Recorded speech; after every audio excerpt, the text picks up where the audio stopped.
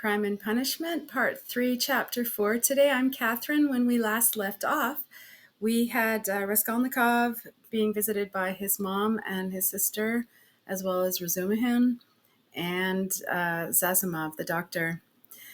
The ladies had said that they showed the note that Luzhin, Dunya's fiancé, had sent to them, saying in no uncertain terms that Raskolnikov was not to be present when he arrived to visit them that evening at 8 o'clock. But the ladies say otherwise. No, they want Rodya to be there, so we'll find out what happens. At that moment, the door was softly opened, and a young girl walked into the room, looking timidly about her. Everyone turned towards her with a surprise and curiosity. At first sight, Raskolnikov did not recognize her. It was Sofia Semyonovna Marmeladov. He had seen her yesterday for the first time, but at such a moment, in such surroundings, and in such a dress, that his memory retained a very different image of her. Now she was a modestly and poorly dressed young girl, very young indeed, almost like a child, with a modest and refined manner, with a candid but somewhat frightened-looking face. She was wearing a very plain indoor dress and had on a shabby, old-fashioned hat, but she still carried a parasol. Unexpectedly finding the room full of people, she was not so much embarrassed as completely overwhelmed with shyness, like a little child. She was even about to retreat. "Oh, it's you," said Raskolnikov, extremely astonished, and he too was confused. He at once recollected that his mother and sister knew through Lushin's letter of some young woman of notorious behavior. He had only just been protesting against Lushin's calumny and declaring that he had seen the girl last night for the first time, and suddenly she had walked in. He remembered too that he had not protested against the expression of notorious behavior. All this passed vaguely and fleetingly through his brain. But looking at her more intently, he saw that the humiliated creature was so humiliated that he felt suddenly sorry for her. When she made a movement to retreat in terror, it sent a pang to his heart. "I did not expect you," he said hurriedly, with a look that made her stop. "Please sit down. You've come, no doubt, from Katerina Ivanovna. Allow me. Not there. Sit here." At Sonia's entrance, Razumihin, who had been sitting on one of Raskolnikov's 3 chairs close to the door, got up to allow her to enter. Raskolnikov had at first shown her the place on the sofa where Sasamov had been sitting, but feeling that the sofa which served him as a bed was too familiar a place, he hurriedly motioned her to Razumihin's chair. "You sit here," he said to Razumihin, pulling him on the sofa. Sonia sat down, almost shaking with terror. She looked timidly at the two ladies. It was evidently almost inconceivable to herself that she could sit down beside them. As at the thought of it, she was so frightened that she hurriedly got up again, and in utter confusion addressed Raskolnikov. I have come for 1 minute. Forgive me for disturbing you," she began, falteringly. "I come from Katerina Ivanovna, and she had no one to send. Katerina Ivanovna told me to beg you to be at the service in the morning at Mitrofanievsky, and then to us, to her, to do her honor. She told me to beg you—" Sonia stammered and ceased speaking. "I will try, certainly, most certainly," answered Raskolnikov. He too stood up, and he too faltered and could not finish his sentence. "Please sit down," he said suddenly. "I want to talk to you. You are perhaps in a hurry, but please be so kind, spare me 2 minutes," and he drew up a chair for her. Sonia sat down again, and again, timidly, she took a hurried, frightened look at the two ladies and dropped her eyes. Raskolnikov's pale face flushed, and a shudder passed over him. His eyes glowed.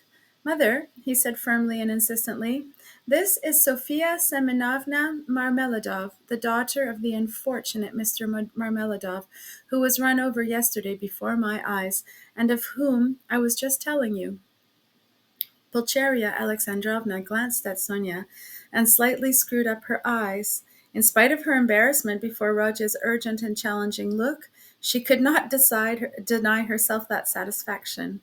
Dunya gazed gravely and intently into the poor girl's face and scrutinized her with perplexity.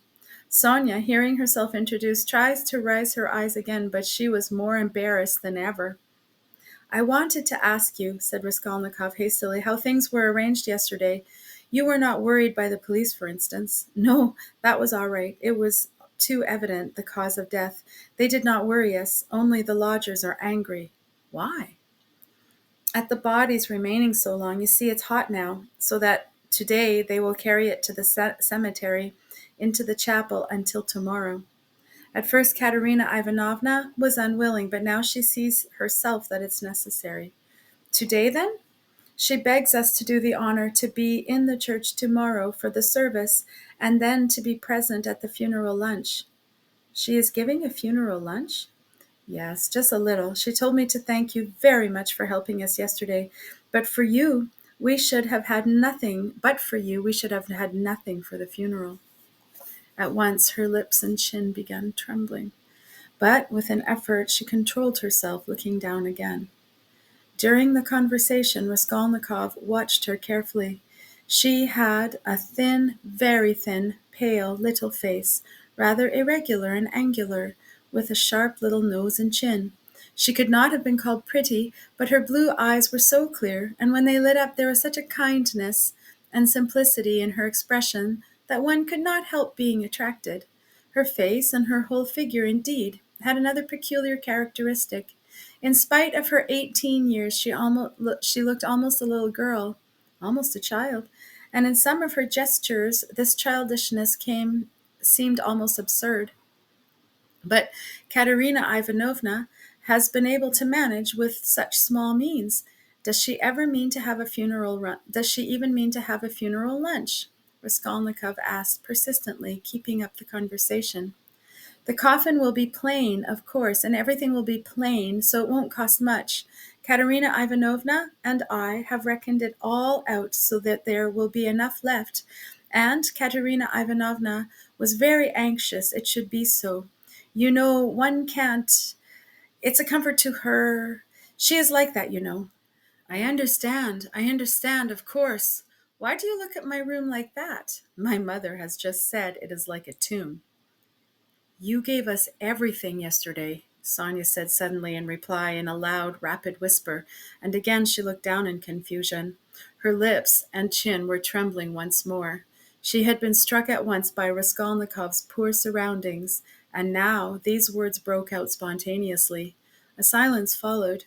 There was a light in Dunya's eyes, and even Pulcheria Alexandrovna looked kindly at Sonia. "Rodya," she said, getting up, "we shall have dinner together, of course. Come, Dunya, and you, Rodya, had better go for a little walk, and then rest and lie down before you come and see us. I am afraid we have exhausted you." "Yes, yes, I'll come," he answered, getting up fussily. "But I have something to see to." "But surely we will have dinner together," cried Razumihin, looking in surprise at Raskolnikov. "What do you mean?" "Yes, yes, I am coming, of course, of course. And you stay a minute. You do not want to join him just now, do you, mother? Or perhaps I am taking him from you." "Oh, no, no, no. And will you, Dmitri Prokofitch, do us the favor of dining with us?" "Please do," added Dunya. Razumihin bowed, positively radiant. For one moment they were all strangely embarrassed. "Goodbye, Rodya. That is, until we meet. I do not like saying goodbye." "Goodbye, Nastasia. Ah, I have said goodbye again." Pulcheria Alexandrovna meant to greet Sonia too, but it somehow failed to come off, and she went in a flutter out of the room. But Avdotya Romanovna seemed to await her turn, and then following her mother out, gave Sonia an attentive, courteous bow. Sonia, in confusion, gave a hurried, frightened curtsy. There was a look of poignant discomfort in her face, as though Avdotya Romanovna's curtsy and attention were oppressive and painful to her. "Dunya, goodbye," called Raskolnikov in the passage. "Give me your hand." "Why, I did give it to you. Have you forgotten?" said Dunya, turning warmly and awkwardly to him. "Never mind. Give it to me again." And he squeezed her fingers warmly. Dunya smiled, flushed, pulled her hand away, and went off quite happy. Come, that's capital, he said to Sonia, going back and looking brightly at her. God give peace to the dead, and the living still to live. That is right, isn't it? Sonia looked surprised at the sudden brightness of his face. He looked at her for some moments in silence. The whole history of the dead father floated before his memory in those moments. Heavens, Dunya, Pulcheria Alexandrovna began as soon as they were in the street. I really feel relieved myself at coming away more at ease. How little did I think yesterday in the train that I could ever be glad of that. I tell you again, mother, he is still very ill. Don't you see it? Perhaps worrying about us upset him. We must be patient, and much, much can be forgiven. Well, you were not very patient, Pulcheria Alexandrovna caught her up, hotly and jealously. Do you know, Dunya, I was looking at you too. You are the portrait of him, and not so much in the face as in soul. You are both melancholy, both morose and hot-tempered, both haughty and both generous. Surely he can't be an egoist, Dunya, eh? When I think of what is in store for us this evening, my heart sinks. Don't be uneasy, mother. What must be, will be. Dunya, only think of what a position we are in. What if Pyotr Petrovitch breaks it off? Poor Pulcheria Alexandrovna blurted out incautiously. He won't be worth much if he does, answered Dunya, sharply and contemptuously. We did well to come away. Pulcheria Alexandrovna hurriedly broke in. He was in a hurry about some business or other, and if he gets out and has a breath of air, it is fearfully close in his room. But where is one to get a breath of air here? The very streets here feel like shut-up rooms. Good heavens, what a town! Stay, this side, they will crush you carrying something. Why, is it a piano they have got? I declare how they push! I am very much afraid of that young woman, too. What young woman, mother? Why, that Sofya Semyonovna, who was there just now. Why? I have a presentiment, Dunya. Well, you may believe it or not, but as soon as she came in at that very minute, I felt that she was the chief cause of the trouble. Nothing of the sort, cried Dunya in vexation. What nonsense with your presentiments, mother. He only made her acquaintance the evening before, and he did not know her when she came in. Well, you will see. She worries me. But you will see, you will see. I was so frightened. She was gazing at me with those eyes. I could scarcely still in my chair. When he began introducing her, do you remember? It seemed so strange. But Pyotr Petrovitch writes like that about her, and he introduces her to us, to you. So he must think a great deal about her. People will write anything. We were talked about and written about too. Have you forgotten? I am sure that she is a good girl, and that it is all nonsense. God grant it may be. And Pyotr Petrovitch is a contemptible slanderer, Dunya snapped out suddenly. Pulcheria Alexandrovna was crushed. The conversation was not resumed. I will tell you what I want with you, said Raskolnikov, drawing Razumihin to the window. Then I will tell Katerina Ivanovna that you are coming. Sonia said hurriedly, preparing to depart. 1 minute, Sofya Semyonovna. We have no secrets. You are not in our way. I want to have another word or two with you. Listen. He turned suddenly to Razumihin again. You know that, what's his name, Porfiry Petrovitch? I should think so. He's a relation. Why? Asked the latter with interest. Is not he managing that case, about the murder? You were speaking about it yesterday. Well, yes, Razumihin's eyes opened wide. He was inquiring for people who had pawned things, and I have some pledges there too, trifles. A ring my sister gave me as a keepsake when I left home, and my father's silver watch. They are only worth 5 or 6 rubles altogether, but I value them. So what am I to do now? I do not want to lose the things, especially the watch. I was quaking just now for fear mother would ask to look at it when we spoke of Dunya's watch. It is the only thing of father's left us. She would be ill if it were lost. You know what women are. So tell me what to do. I know I ought to have given notice at the police station, but would it not be better to go straight to Porfiry, eh? What do you think? the matter might be settled more quickly. You see, Mother may ask for it before dinner." "Certainly not to the police station, certainly to Porfiry," Razumihin shouted in extraordinary excitement. "Well, how glad I am! Let us go at once. It is a couple of steps. We shall be sure to find him." "Very well, let us go. And he will be very, very glad to make your acquaintance. I have often talked to him of you at several times.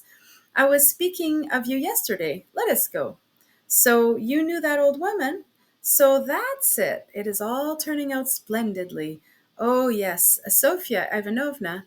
"Sofia Semyonovna," corrected Raskolnikov. "Sofia Semyonovna. This is my friend Razumihin, and he is a good man."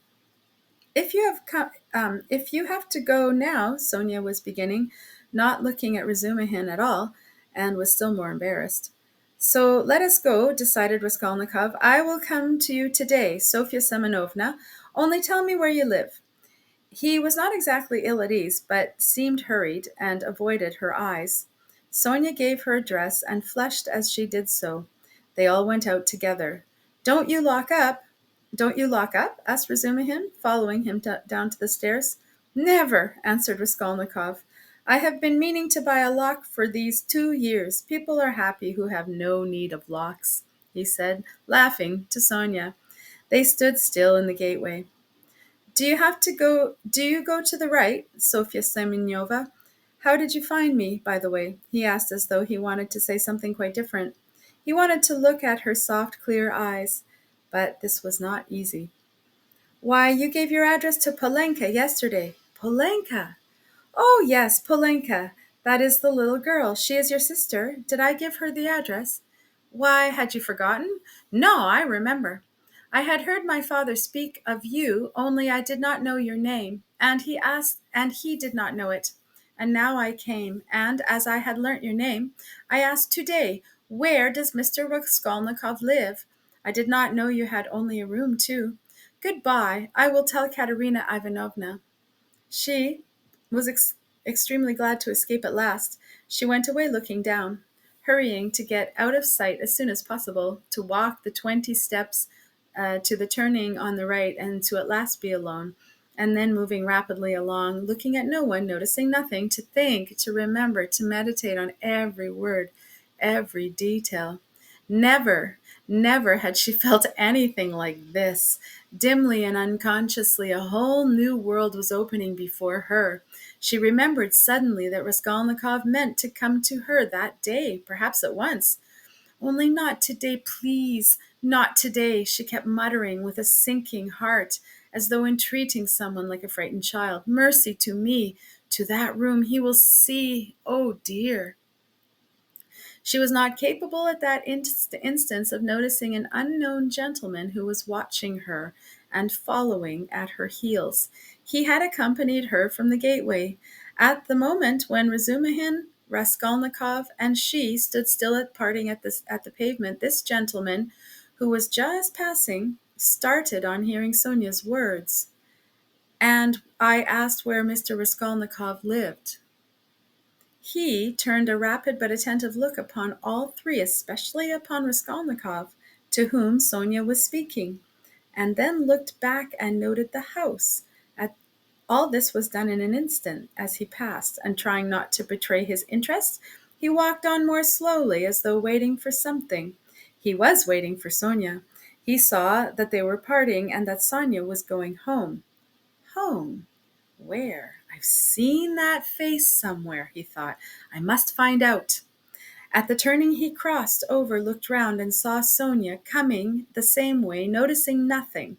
She turned the corner. He followed her on the other side. After about 50 paces, he crossed over again, overtook her, and kept 2 or 3 yards behind her. He was a man about 50, rather tall and thickly set, with broad, high shoulders which made him look as though he were stooped a little. He wore good and fashionable clothes, and looked like a gentleman of position. He carried a handsome cane, which he tapped on the pavement at each step. His gloves were spotless. He had a broad, rather pleasant face, with high cheekbones and fresh color, not seen in Petersburg. His flaxen hair was still abundant, and only touched here and there with gray, and his thick square beard was even lighter than his hair. His eyes were blue and had a cold and thoughtful look. His lips were crimson. He was a remarkably well-preserved man and looked much younger than his years. When Sonia came out on the canal bank, they were the only two persons on the pavement. He observed her dreaminess and preoccupation. On reaching the house where she lodged, Sonia turned in at the gate. He followed her, seeming rather surprised. In the courtyard, she turned to the right corner. "Bah!" muttered the unknown gentleman, and mounted the stairs behind her. Only then Sonia noticed him. She reached the third story, turned down the passage, and rang at number 9. On the door was inscribed in chalk, "Kapernaumov, tailor." "Bah!" the stranger repeated again, wondering at the strange coincidence, and he rang next door, at number 8. The doors were 2 or 3 yards apart. "You lodge at Kapernaumov's?" he said, looking at Sonia and laughing. "He altered a waistcoat for me yesterday. I'm staying close here at Madame Reschlich's. How odd!" Sonia looked at him attentively. "We are neighbors," he went on gaily. "I only came to town the day before yesterday. Goodbye for the present." Sonia made no reply. The door opened and she slipped in. She felt for some reason ashamed and uneasy. On the way to Porfiry's, Razumihin was obviously excited. "That's capital, brother," he repeated several times. "And I am glad, I am glad." "What are you glad about?" Raskolnikov thought to himself. "I didn't know that you pledged things at the old woman's too, and it wasn't long. And was it long ago? I mean, was it long since you were there?" What a simple-hearted fool he is. "When was it?" Raskolnikov stopped still to recollect. 2 or 3 days before her death, it must have been. But I am not going to redeem the things now, he put in with a sort of a hurried and conspicuous solicitude about the things. I've not more than a silver rule. Whoops! I've not more than a silver ruble left after last night's accursed delirium. He laid special emphasis on the delirium. Yes, yes, Razumihin hastened to agree. With what was not clear, then that's why you were stuck, partly. You know, in your delirium, you were continually mentioning some rings or chains. Yes, yes, that's clear. It's all clear now. Hello! How that idea must have got about among them. Here is this man will go to the stake for me, and I find him delighted at having it all cleared up why I spoke of things in my delirium. What a hold the idea must have on all of them.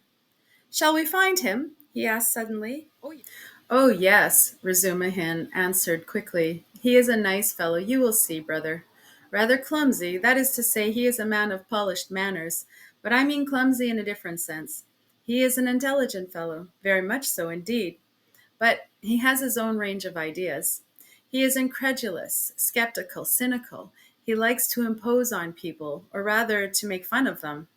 His is the old circumstantial method, but he understands his work thoroughly. Last year he cleared up a case of murder in which the police had hardly a clue. He is very, very anxious to make your acquaintance." "On what grounds is he so anxious?" "Oh, it's not exactly. You see, since you've been ill, I happen to have mentioned you several times. So when he heard about your being a law student and not able to finish your studies, he said, 'What a pity!' And so I concluded from everything together, not only that yesterday, Zamatov, you know, Rodya, I talked some nonsense on the way home to you yesterday when I was drunk. I'm afraid, brother, of your exaggerating it, you see." "What? That they think that I'm a madman? Maybe they are right," he said with a constrained smile. "Yes, yes, that is, puh, no. But all that I said, and there was something else too, is that it is nonsense, drunken nonsense." "But why are you apologizing? I'm so sick of it all," Raskolnikov cried with exaggerated irritability. It was partly assumed, however. I know, I understand. Believe me, I understand. One's ashamed to speak of it." "If you are ashamed, then don't speak of it." Both were silent. Razumihin was more than ecstatic, and Raskolnikov perceived it with repulsion. He was alarmed, too. by what Razumihin had just said about Porfiry. I shall have to pull a long face with him too, he thought, with a beating heart, and he turned white. And I'll do it naturally too. But the most natural thing would be to do nothing at all. Carefully do nothing at all. No, carefully would not be natural again. Oh well, we shall see how it turns out. We shall see directly. It is a good sort of thing. Is it a good sort of thing to go or not? The butterfly flies to the light. My heart is beating. That's what's bad. In this gray house, said Razumihin. The most important thing, does Porfiry know that I was at the old hag's flat yesterday and asked about the blood? I must find that out instantly as soon as I go in. Find out from his face, otherwise I'll find out if it's my ruin. I say, brother, he said suddenly, addressing Razumihin with a sly smile. I have been noticing all day that you seem to be curiously excited. Isn't that so? Excited? Not a bit of it, said Razumihin, stung to the quick. Yes, brother, I assure you it is noticeable. Why, you sat on your chair in a way that you never do sit, on the edge somehow, and you seemed to be writhing all the time. You kept jumping up for nothing. One moment you were angry, the next your face looked like a sweetmeat. You even blushed, especially when you were invited to dinner. You blushed awfully. Nothing of the sort. Nonsense. What do you mean? Now why are you wriggling out of it like a schoolboy? By Jove, there he is, blushing again. What a pig you are! But why are you so shamefaced about it? Romeo, stay, I'll tell you today. Ha ha ha! I'll make my mother laugh, and someone else too. Listen, listen, listen! This is serious. What next, you fiend? Razumihin was utterly overwhelmed, turning cold with horror. What will you tell them? Come, brother, foo, what a pig you are! You are like a summer rose, and if only you knew how it suits you, a Romeo over 6 foot high, and how you've washed today. You cleaned your nails, I declare. Eh? That's something unheard of. Why, I do believe you've got pomatum in your hair. Bend down. Pig! Raskolnikov laughed as though he could not restrain himself. So laughing, they entered Porfiry Petrovitch's flat. This is what Raskolnikov wanted. From within, they could be heard laughing as they came in, still guffawing in the passage. Not a word here, or I'll brain you, Razumihin whispered furiously, seizing Raskolnikov by the shoulder. End of part 3, chapter 4.